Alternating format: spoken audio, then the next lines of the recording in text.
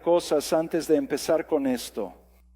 Primero, reconozco que pueden haber ocasiones en las que ustedes estén de acuerdo aquí esta mañana, estar entusiasmado con ello. Te voy a pedir que hagas eso dentro de tu propio corazón y vida. Y aquí está el porqué.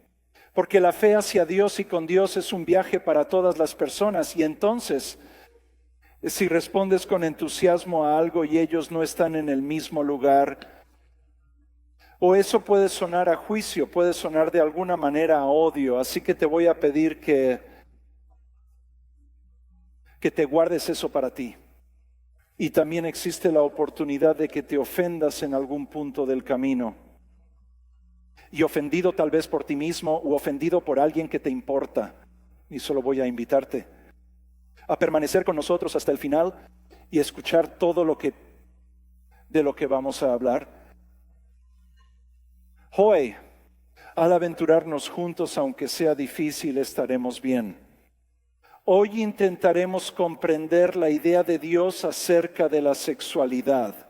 En nuestra cultura actual existen muchas ideas al respecto, pero ¿qué tal si intentamos entender el punto de vista de Dios sobre la sexualidad?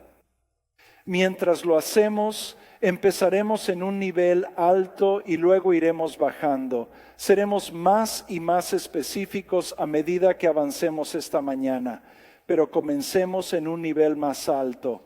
¿Cuál es la búsqueda de Dios en el panorama general y al intentar involucrar nuestras vidas? Yo diría que ¿sabes qué es? Un corazón transformado.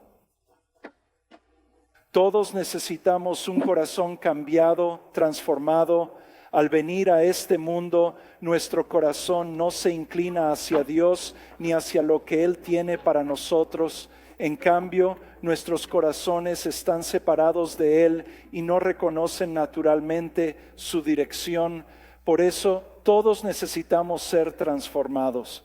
El segundo Pedro habla de esto, diciendo que el Señor no es lento en cumplir su promesa, sino que es paciente, deseando que nadie perezca y que todos se arrepientan. A todos. ¿Qué es el arrepentimiento? Arrepentirse cambia tu vida por completo. Empieza con un cambio de opinión, incluyendo creencias y rumbo de vida, pero no se limita al comportamiento, también afecta nuestros pensamientos, motivos y todo lo que conlleva. ¿Quién realmente desea que lleguemos a ese punto de arrepentimiento? A todos. Y eso es, todo incluido, somos tú y yo. Ahora podríamos responder a los problemas que están sucediendo en nuestros días y decir, pero ¿sabes qué? Esas personas necesitan arrepentirse de eso, a eso me refiero, y la Biblia habla de algunas de esas cosas. Vamos a ver algunos lugares de la Biblia, especialmente uno donde se habla de temas como la sexualidad. Por ejemplo, en Primera de Corintios se menciona que los malhechores no heredarán el reino de Dios. Es importante entender que no es el único tema que se aborda allí.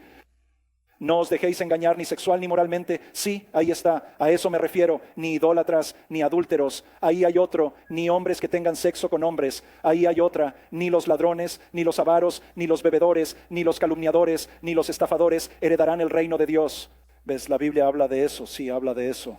Y hay lugares donde Dios pone límites. Pero ves también que hay algunas otras cosas en esa lista. Vayamos más lento. ¿Qué significa idolatría? ¿Alguna vez has sido idólatra confiando más en algo o alguien que en Dios? Por supuesto que sí. Y tal vez nos encontremos en esta lista, tal vez no solo una vez, sino más de una vez. ¿Qué tal? ¿Ladrones? ¿Alguna vez has tomado algo que no es tuyo? Tal vez algo de tu empleador o algo que no te pertenecía. ¿Y los codiciosos? ¿Alguien ha luchado alguna vez con la avaricia? ¿Quieres cosas que no tienes y quizás incluso la avaricia te lleva a ponerte por delante de los demás? No lo sé, creo que eso es algo universal en esta lista.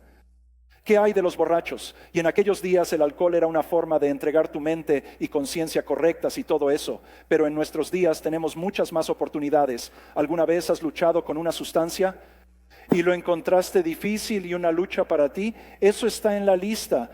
¿Qué hay de los calumniadores? Hombre, esto es hablar de pecados de la boca.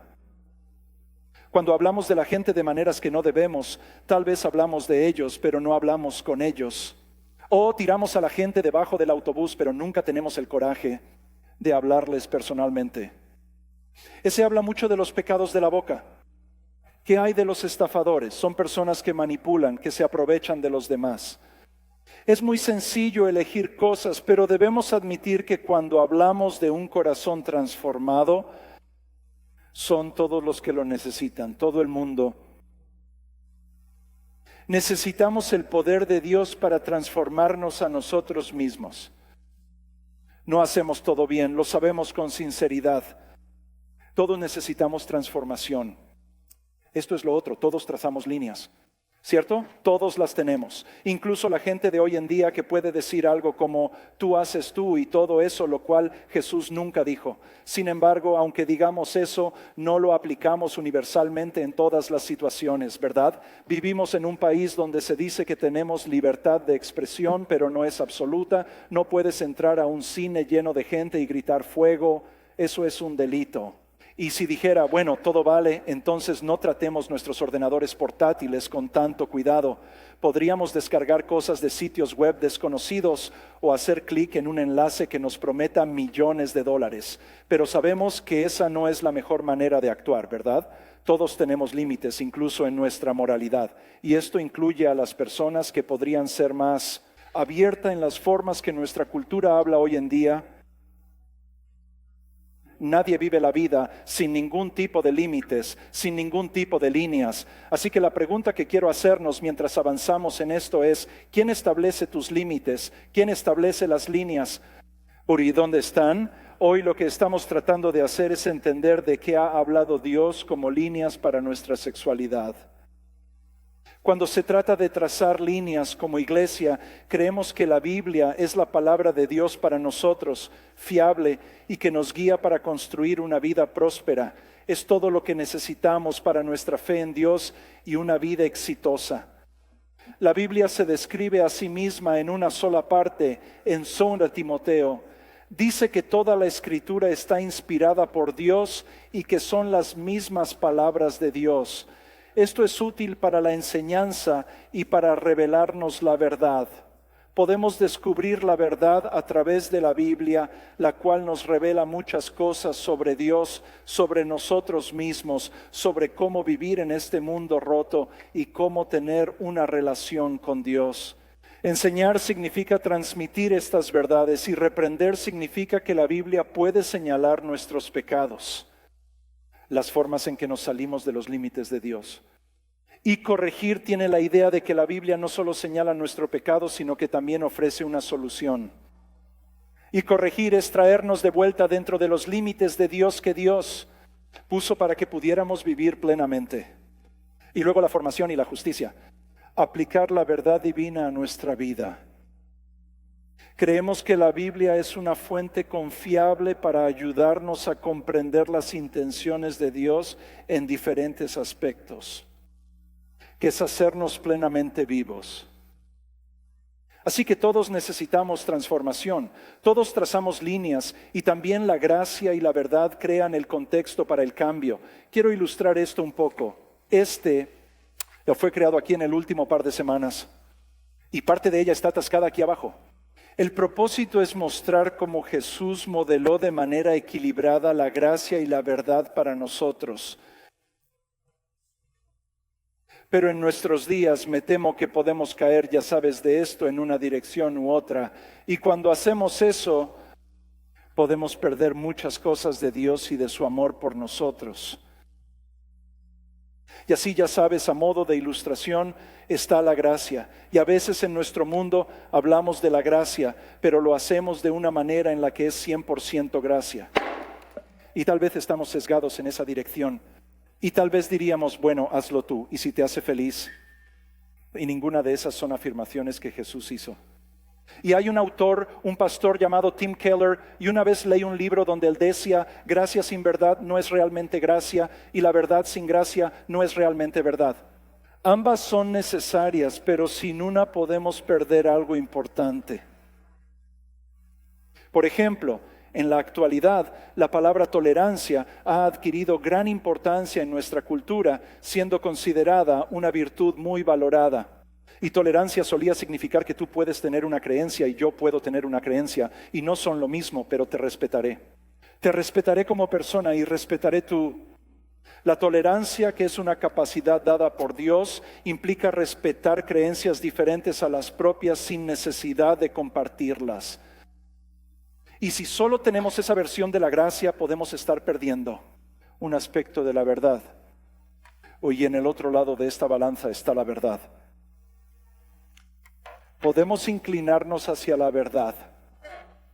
Y cuando hacemos eso, podemos perdernos algo que también es muy importante. Y a veces cuando hablamos de los temas de nuestros días, habrá gente, incluso gente de fe, que ya sabes, tal vez prefacio las cosas diciendo esto. Bueno, me gusta decir las cosas como son. Me pregunto si disfrutamos ser duro y honesto. Me pregunto si a veces la gente disfruta de la brutalidad más que la honestidad. Y hay un lenguaje que puede ser usado incluso en un ambiente de fe que puede sonar a odio y juicio. Y puede haber un desequilibrio hacia la verdad sin incluir la gracia. Y lo que vamos a descubrir es que Jesús nos muestra que ambas cosas son válidas, pero necesitan mantenerse en tensión.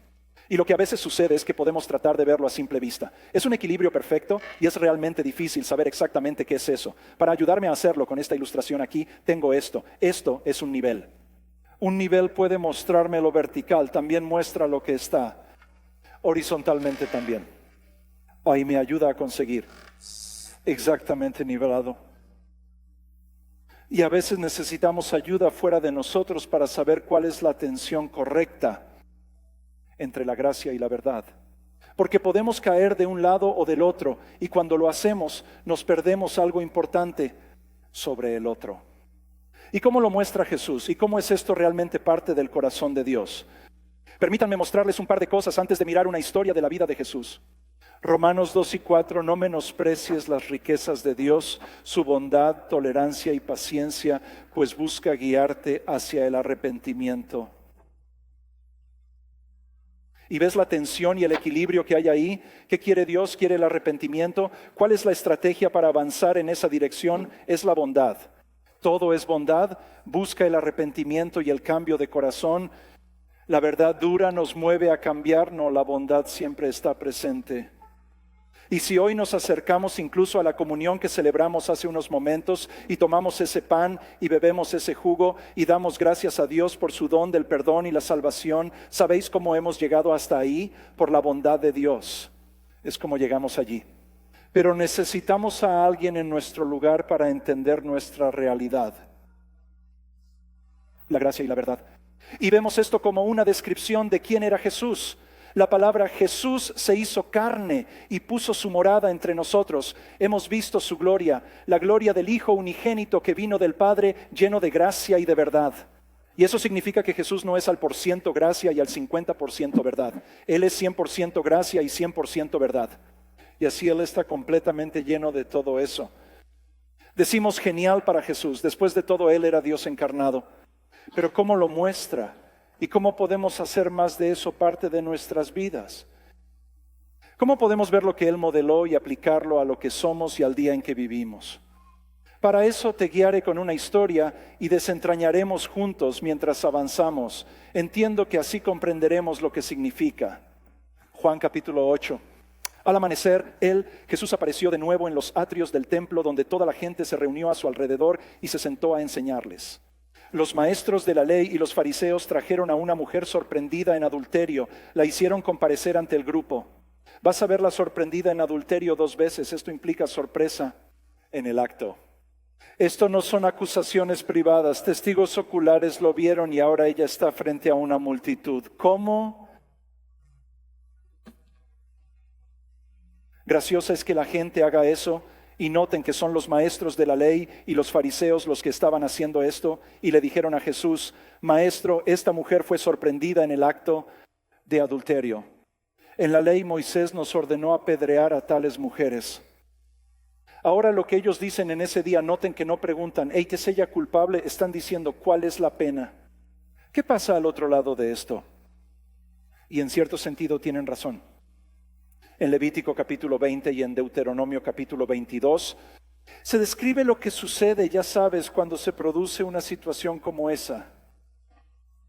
Aquí hay algunas cosas que considerar sobre la reputación de la Biblia, ya que a veces se la considera brutal. Entonces, ¿por qué seguir la Biblia si es tan brutal? Pero puedo explicarles un poco el contexto. En el mundo antiguo, cuando esas palabras fueron escritas, no había nada que honrara el valor que había en las personas. Los límites divinos sobre esos actos son necesarios. Porque en ese entonces los ricos y poderosos, ¿sabes lo que podían hacer? Podían hacer lo que quisieran. Y entonces Dios dice, no vamos a hacer eso. Y entonces puso algunas líneas alrededor. Y en la ley judía y en el Antiguo Testamento era muy difícil condenar a alguien por este o cualquier otro delito. Se necesitaban al menos 2 testigos. Y había un llamado a no tener parcialidad. En aquel entonces había parcialidad. Los hombres ocupaban posiciones de honor y las mujeres eran tratadas como propiedad. Pero la ley de Dios era igual para todos. El mundo nunca había presenciado algo así. De un Dios que reconoce el valor inherente en hombres y mujeres. Y también se suponía que habría un juicio. Y aquí la traen y la arrojan frente a Jesús. Y mientras pensamos en este escenario, o hay una serie de maneras en las que no han a la altura de lo que la ley de Moisés llama. Pero su problema es, mira, no se trata de si ella es culpable. Sabemos que es culpable, pero la ley dice que debemos apedrearla. ¿Cuál es la pena? Ahora, ¿qué dices? Estaban usando esta pregunta como una trampa para tener una base para acusarlo. ¿Cómo es esto una trampa? Bueno, si él apoya la ley dura de Moisés, entonces significa matar a pedradas a esa mujer. Bueno, entonces va a perder a mucha gente porque ha estado hablando de la misericordia y la gracia de Dios que nos permite entrar en el reino de Dios. Y si el lado es, bueno, no, solo vamos a dejar que lo pasado está y todo está bien. Entonces está contradiciendo la ley de Moisés. Y así Jesús está en un lugar muy difícil aquí. Pero Jesús se agachó y comenzó a escribir en el suelo con su dedo. ¿Y no quieres saber lo que escribió? Yo también. Y la realidad es que nadie sabe lo que escribió. Y usted dice, no añade nada a la historia. Entonces, ¿por qué está aquí? ¿Sabes por qué está aquí? Porque sucedió. Y alguien que vio esto lo escribió porque sucedió. Estas no son leyendas e historias. Son relatos de la vida real. Cuando le siguieron interrogando, se enderezó y les dijo, cuando el Hijo de Dios se endereza sobre vosotros, es que algo va a pasar. Jesús se endereza contra los maestros de la ley y los fariseos y les dice, cualquiera de vosotros que esté libre de pecado, sea el primero en arrojarle una piedra. Ahora la declaración de Jesús a menudo se presenta de esta manera y no es correcto. Para Jesús es imposible que alguien con problemas o que haya cometido errores, pecado o metido la pata, juzgue o haga algo sobre cualquier persona o cosa. Esta no es la verdadera esencia. ¿Recuerdas que presentaron una acusación basada en la ley de Moisés? Y la respuesta de Jesús se refleja en la ley de Moisés. ¿Parcialidad? ¿Has mostrado parcialidad? La ley dice que debes ser imparcial. En Levítico 20 y Deuteronomio 20:12 dice que el hombre y la mujer deben ser presentados. ¿Quién falta en este relato? El hombre, ¿verdad? Y entonces se aplica esto por igual. Ahí se supone que debe haber un juicio, tampoco lo has hecho. Y hay tantos pequeños indicadores y pistas en esta historia que lo que pasó en su vida y cómo estaba al otro lado de la gente presenciando esas acciones es que fue un montaje, una conspiración. Y la gente que hizo posible esto son quienes la llevaron y la presentaron ante Jesús.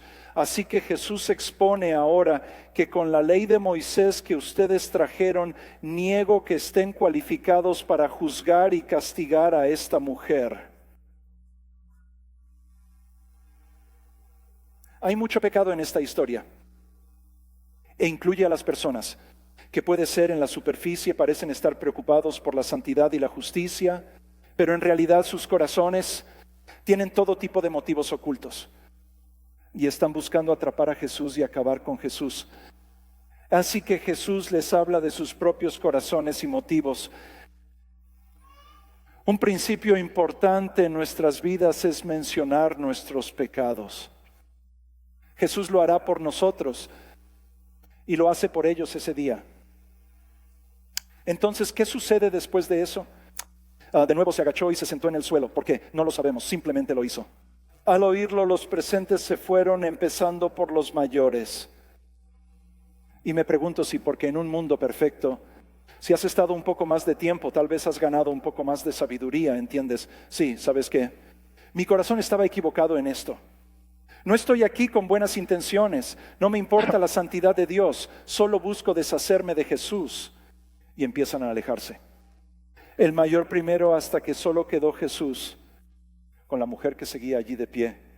Jesús se enderezó de nuevo y le preguntó: mujer, ¿dónde están? ¿Nadie te ha condenado?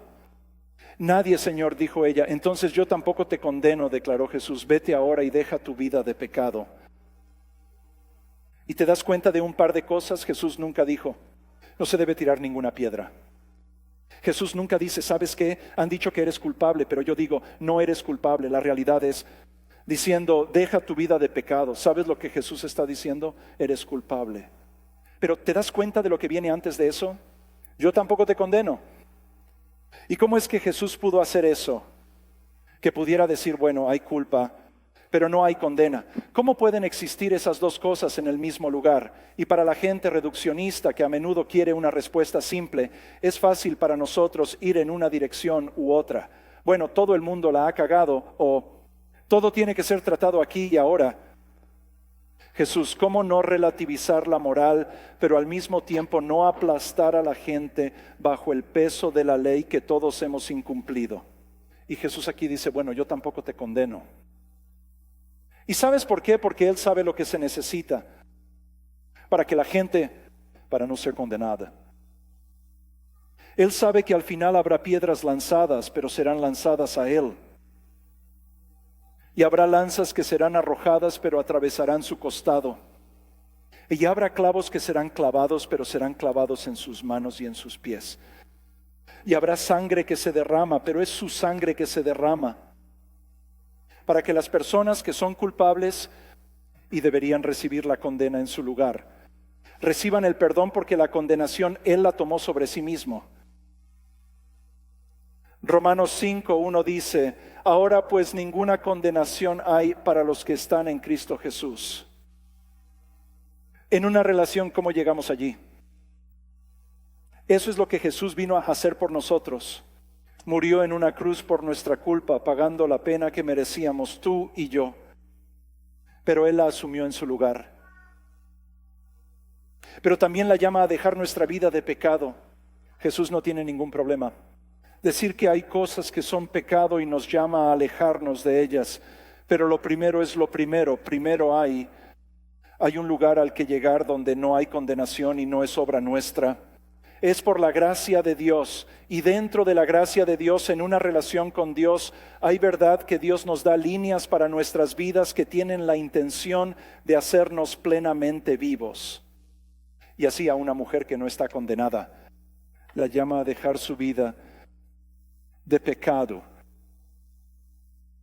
Y tú y yo podemos experimentar el estar libres de condenación, sino de ese mismo Dios que nos ama hasta el punto de ofrecerse a sí mismo en nuestro lugar.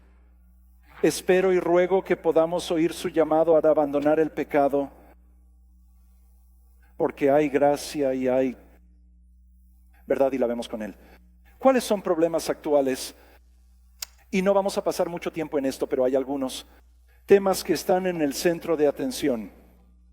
El género es uno de ellos, ¿verdad? ¿Cuántos géneros existen?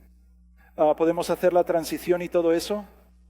Aquí hay un lugar en la Biblia, Génesis 1:1:1, así que Dios creó a la humanidad a su propia imagen. A imagen de Dios los creó, varón y hembra los creó. Oyendo un poco de gracia y verdad, hay dos géneros y Dios está involucrado en los géneros que tenemos, así que no podemos elegir. Y varón y hembra los creó a imagen de Dios. Él los creó. El mundo nunca había oído que ambos sexos tuviesen igual valor sin citar la Biblia. Y luego, en un sentido más amplio, la voluntad de Dios es que seas santificado, que evites la inmoralidad sexual. Muchas veces la gente hace esta pregunta: ¿cuál es la voluntad de Dios para mi vida? Y hay varias veces directas cuando la Biblia dice: esta es la voluntad de Dios para ti. Esta es una de ellas. Y esto no es a menudo. Bueno, no estaba hablando exactamente de eso, porque lo que dice es que debemos evitar la inmoralidad sexual. ¿Qué es eso? Se refiere a cualquier sexo fuera del contexto de una relación de pacto llamada matrimonio entre un hombre y una mujer. A eso se refiere. Así que cualquier cosa fuera de eso es inmoralidad sexual. Y esperemos que con mucha gracia y mucha verdad apliquemos eso en situaciones reales. Así que si eres un hombre viviendo o durmiendo con tu novia, espero que puedas escuchar la voz del Dios que te ama, llamándote a dejar tu vida de pecado. Si eres una mujer viviendo con tu novio o durmiendo con él, espero que puedas escuchar la voz del Dios que te ama, llamándote a dejar tu vida de pecado. Si estás viviendo un estilo de vida gay, espero que puedas oír la voz del Dios que te ama, que te llama a dejar tu vida de pecado. Si tienes en el hábito, o llamémoslo adicción, de ver pornografía y expresar tu sexualidad de esa manera, espero que puedas oír la voz del Dios que te ama, que te llama a dejar tu vida de pecado. Hay tantas maneras en que las líneas que Dios traza para nosotros confrontan las culturas y los días en que vivimos. No interpretar la Biblia por la cultura, interpretar la cultura por la Biblia. Y veamos que hay un Dios que nos ama como nadie nos ha amado jamás. Y también nos da la verdad que pone algunas líneas en su lugar y nos llama a dejar algunas cosas atrás mientras caminamos con Él. Y puede que te preguntes, al otro lado de eso, ya sabes, ¿qué hago? ¿Qué encontraría aquí al otro lado de eso? Y me gusta lo que C.S. Lewis dijo hace unos 100 años sobre la iglesia. Dijo: la iglesia no es un hotel para los santos, sino un hospital para los que sufren. Y espero y rezo para que encuentres ayuda aquí. Pero nuestra misión es ayudar a la gente a conocer y seguir a Jesús. ¿Y qué intentaríamos hacer? Trataríamos de ayudar a la gente no solo a descubrir esas líneas, sino a llegar allí. Y a veces hemos hecho algunas cosas, ya sabes, como esto, como: hey, están viviendo juntos, vamos a casarlos. Y a veces la gente dice: bueno, económicamente ni podemos separarnos aún. E incluso, ya sabes, quitamos el tema del dinero de la mesa. Bueno, ¿sabes qué te ayudará a conseguirlo? No se trata de mover los dedos, se trata de cómo podemos ayudar a todos nosotros a vivir dentro de los límites que Dios nos ha dado. Y sé que lo que hablamos hoy puede plantear más preguntas para usted que respuestas. Cosas como: bueno, ¿debería ir a la boda? Y no creo que haya una respuesta única para eso. Pero lo que sí sé sobre cada situación es que el contexto de gracia y verdad crea el ambiente en el que la transformación puede ocurrir. Gracia y verdad, ¿qué estamos diciendo sobre quién es Jesús y lo que modeló para nosotros? El amor divino traza líneas. ¿Con qué fin? Para hacernos plenamente vivos. Y el Dios que vino y se ofreció en nuestro lugar es el Dios que también comparte la realidad sobre la dirección en la que podemos ser plenos y estar vivos. ¿Queréis inclinar la cabeza conmigo mientras rezo? Gracias, Jesús, por tu ser. Estamos aquí. A comulgar hoy. Y qué importante recordatorio. ¿Qué hace falta para que alguien con un Dios santo como tú? Se necesita tu amor, tu gracia, tu sacrificio en nuestro favor. Pero Dios, gracias también por ser sincero y honesto con nosotros. Y Dios, hay veces y maneras en que eso es realmente difícil de entender, de recibir, saber lo que significa. Pero Dios, ayúdanos a apoyarnos en esa tensión, sabiendo que estás lleno de gracia y lleno de verdad. Y Dios lo hizo reflejar más nuestras vidas. Y refleje la manera. No solo decimos gracia y verdad, también escuchamos la gracia y la verdad también. Y lo pedimos y oramos en el nombre de Jesús. Amén. Amén. De acuerdo, estas preguntas son buenas. Gracias, buena suerte. Gracias. ¿Cómo evito tener sexo antes del matrimonio cuando mi pareja no tiene el mismo concepto de matrimonio? ¿Y el sexo? Buena pregunta. Sí, es una buena pregunta. Creo que en cualquier relación de pareja es una conversación importante. Sabes, creo que sí tenemos diferentes. Las líneas son frecuentes en las reuniones con parejas prematrimoniales. Aunque piensen que no es un problema, siempre lo es. ¿Te ha sucedido lo mismo? Absolutamente, cada vez. Y yo diría que es algo de lo que deberíais hablar y decidir al principio de vuestra relación, y especialmente hacer la pregunta, ¿en dónde está la línea de Dios para nuestra relación? Y si sientes que estás siendo llamado a sacrificar lo que sabes que es la línea de Dios, creo que eso es una gran bandera roja ondeando en tu cara. Y cuando nos reunimos con la gente solemos participar en algo llamado Salvar tu matrimonio antes de que empiece.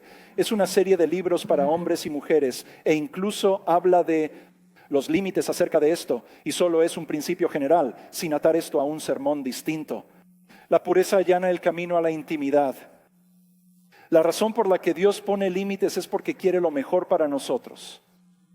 Diré que los estudios demuestran que los casados tienen mejor y más sexo.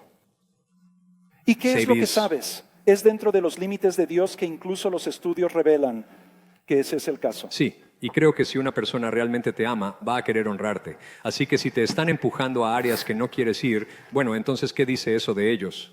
Sabes y al mismo tiempo tienes que trazar una línea y honrar a Dios. Pero es muy complicado cuando estás en una relación con alguien que no comparte los mismos valores. Y ahí es donde se complica todo. Sí, e inevitablemente eso te separará. Y en 1 Corintios 13, es cierto, es un gran capítulo de amor. Lo primero que dice es que el amor es paciente. Eso significa que el amor no empuja a alguien demasiado pronto. Y si alguien te está presionando, ve la bandera roja gigante ondeando allí. Tiempo, ahí sí, eso es bueno. Si amas profundamente a tu pareja del mismo sexo, ¿ambos irán al infierno? ¿Ambos irán al infierno porque eso es considerado un pecado según la Biblia? Wow. Gracias por el texto. Sí, y de nuevo, ya sabes, creo que la tentación no es el pecado, ¿verdad? ¿Cómo sabemos eso? La Biblia dice que Jesús fue tentado en todo como nosotros, pero sin pecado. Así que la tentación no es el pecado es actuar en ella. Y para estar en esa relación, sabes, y esto es lo que te he oído decir, y nos hemos reunido, a veces con gente que ha luchado con eso mismo, ¿verdad? Sí, claro. Y hemos compartido lo que creemos que son los límites de Dios. Y también, y creo que lo has hecho muy bien, recuerdo que dijiste una cita, pero danos la oportunidad de amarte, ¿verdad? No es una cosa o la otra, que tenemos que, bueno, va a ser la verdad. Podemos amar a quienes no coinciden con nosotros. Debemos respetar diferentes creencias y viajar con ellos. Y así, el tema del cielo y el infierno es ante todo acerca de si he puesto mi fe y confianza en Jesús, ¿verdad? No se basa en nuestro desempeño, sino en lo que hacemos, ¿cierto? La importancia de nuestras acciones es crucial. No se trata del cielo o del infierno, sino de cómo respondemos a la gracia y la verdad de Dios, lo cual determinará nuestra relación. Ni como nosotros. Sabemos experimentar la proximidad y la intimidad con Dios, tú lo sabes. En cualquier relación así, ¿quién está trazando las líneas en tu vida? Ya sabes, todo el mundo hace juicios para sí mismo, otras personas, si deben o no deben, pero hay líneas. Y entonces para esta persona que pregunta esto, como quién es si tienes fe, ¿por qué retienes algo pero estás de acuerdo con todo lo demás? Es una posición muy diferente, es muy difícil. Y para mí, ya sabes, esa línea que se dibuja es para mí y es para ti si tienes fe. Quiero decir, Dios trazó esa línea para nosotros. Y hay una lucha. Todos moriremos en algún pecado. ¿Estamos de acuerdo? Nadie va a salir de esta vida sin pecado. Así que, como dijo Roy, no se trata de eso. Se trata de una posición y lealtad a Jesús, porque todos vamos a luchar. Todos vamos a luchar. ¿Por qué hay tanta condena de la comunidad cristiana con respecto a la comunidad LGBTQ? Se le da poca importancia a otras discreciones, como el sexo prematrimonial. La comunidad juzga más las elecciones sexuales de alguien que la mayoría de los pecados. ¿A qué se debe esto? ¿Y saben qué? Estoy de acuerdo con la esencia de esa pregunta, realmente lo estoy. Allí no sé si tengo una buena respuesta para ti de por qué puedes haber experimentado eso, pero solo por mi propia experiencia he hablado con mucha gente que han sentido lo que ellos llaman odio y juicio de la gente de fe. Y de nuevo creo que la conversación que tenemos en torno a esto es tan diferente si todos podemos empezar por reconocer: necesito exactamente lo mismo de Dios que todos los demás necesitan. El piso ante la cruz de Jesús se encuentra nivelado, 73 characters. Así que necesito el 100% de la gracia de Dios en mi vida, como todo el mundo. Pero creo que a veces lo que hacemos es priorizamos y creamos una jerarquía de pecados, y eso es un error. No están siempre las mismas consecuencias, pero el pecado ofende igual a un Dios santo. Así que mi pecado con el que lucho, ¿sabes qué? Ofende a Dios tanto como cualquier otra cosa. Y para mí pensar que de alguna manera ellos lo necesitan, ya ves, contra mí aquí. Correcto. Que crea esa desigualdad. Y ellos solo nos advierten, no vamos a crear ese tipo de lugar. Podemos ampliar la gracia y la verdad, hablar de ello y estar abiertos a escuchar sobre nosotros mismos. Creo que al involucrarnos, muchas líneas en la sexualidad son diferentes de lo que podemos tenerlo solo para nosotros. Divulgarías a extender ese respeto y gracia a la gente, pero al mismo tiempo ser honestos. ¿Y cómo lo expresas? ¿Y sabes qué? Creo que probablemente será caso por caso. No creo que haya una regla para eso. Ya sabes, ninguno de nosotros es un juez, ¿verdad? Solo hay un juez. Solo uno. Pero estamos obligados a amarnos unos a otros. Ese es un mandamiento que nos dio a cada uno de nosotros: amar a la otra persona y dejar que Dios sea el juez en el proceso. Y así, luego observar la importancia que todos tenemos en nuestras vidas, porque todos dependemos en cierta medida de algo. Si algo aquí ha sido expresado y no estás de acuerdo con ello, puedes enviarme un mensaje y estaré encantado de discutirlo contigo. Por favor, ayúdanos dándonos una oportunidad de amarte y demostrar que eres amado. Porque todos estamos trabajando en algo. Puedes enviar correo a JIMI. Todo, voy a darles el tuyo, Roy. Hola. Muchas gracias por su compromiso de hoy. Gracias también por su respeto. ¿Se pondrían de pie con nosotros? Jimmy nos va a rezar. Te diré esto la próxima semana. Este es el tema. ¿Por qué no puedo dejar de pecar? Lo sé. Y eso es lo que vamos a ver. ¿Rezarías conmigo? Dios, muchas gracias por tu misericordia, gracia y verdad que existen en toda nuestra vida, lo reconozcamos o no. Eres tan bueno con nosotros. Y así, Dios, ayúdanos a estar en una posición contigo y alinearnos contigo más y más, porque nos cubres las espaldas. Y nos tienes siempre, Señor. Y, Señor, ayúdanos a reflejar el amor que nos muestras que podemos dar a los demás y equilibrarlo correctamente, sin entrar en juicios. Y así, Señor, gracias por todo lo que has hecho. Protege y acompáñanos hasta la próxima semana. Amén. Que Dios os te bendiga. Que tengan una buena semana.